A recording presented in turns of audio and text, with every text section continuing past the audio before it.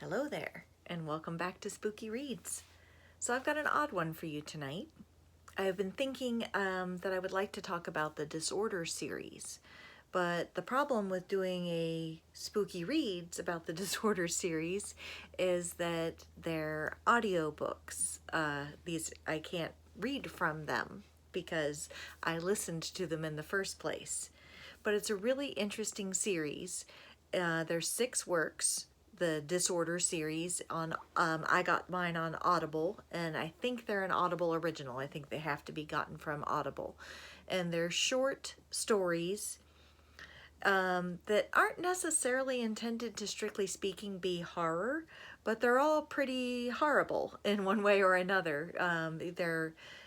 They lean towards different genres, like a little science fiction, a little more realistic fiction, a little fairy tale, quite a range across the 6 stories. And each of them is short, like between 1 and 2 hours audiobook length if you listen to it at 1x speed, if you're not one of the people who listens to it faster.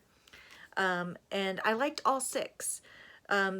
The reason I picked up the series is that there was one of them that they are numbered, by the way, and I don't remember which one is which number, but it doesn't really matter. They're not related to each other, so you don't have to read them in any particular order. Now, the one that got me was Ungirls by Lauren Bucas, because I had read Broken Monsters by her, which actually that's a good book. I should maybe make one of these videos about. We'll see. But because I had read and loved that book, when Audible offered me this short book by her for like $1 or $1.99 or something, I was like, sure, I'll give that a shot.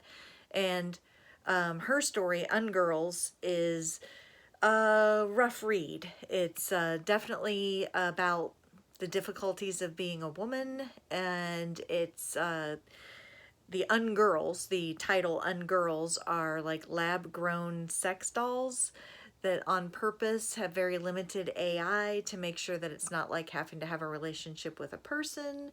And then there's this whole thread with a woman who was a voice actor who gave voice for these sex dolls and the impact that had on her life, and someone who came in to defend her and ended up being not so great himself.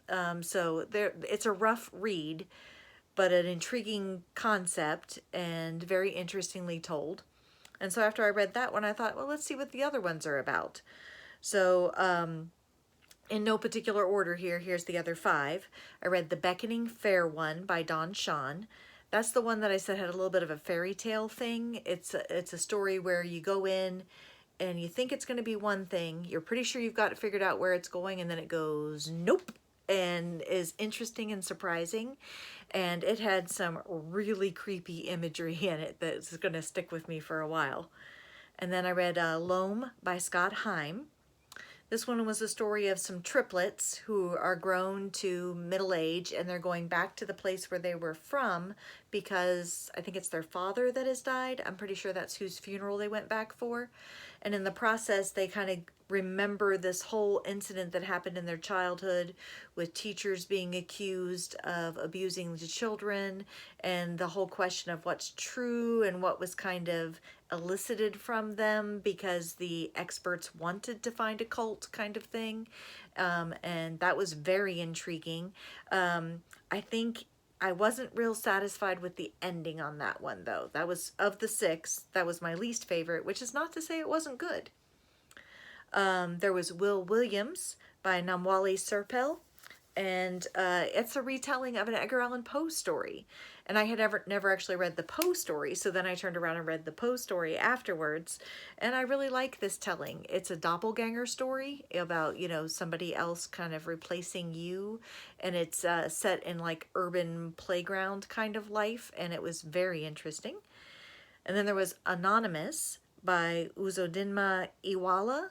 And that one was the most realistic of the thing. Like, nothing supernatural happens in it. It's actually very tense, though. A man is going through airport security and gets pulled aside, and it ends up feeling very Orwellian. He just, nobody will tell him what's going on. He's just being held. and he doesn't know what he's supposed to have done wrong, and he can't defend himself, and that whole like interior fright cycle, and he goes between being angry and being scared and not knowing if he's going to get out of this okay, all while in captivity. That was really good. And then the last one, and again, I don't know if I'm giving these in the order they were published, but just the order I remembered them, was The Best Girls by Min Jin Lee. And that one put me in mind of Thomas Hardy's Jude the Obscure. So it was harrowing, to say the least. You got the story of this wonderfully smart little girl who's made a great success at school and is very proud.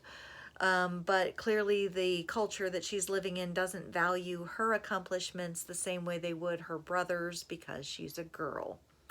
And so it's a story of like sacrifice of self and the greater good and whether that is really good. So again, another one that's more realistic, not so much a supernatural or a speculative fiction kind of bent. So you see what I mean? These stories were all over the place so far as what kind of stories they were. All that they had, they were all put together into this series called the Disorder series. And I'd be interested to know a little more about the editorial process, like how they chose them. Because in the end, I'm like, these were 6 interesting stories. I don't really see what makes them a set.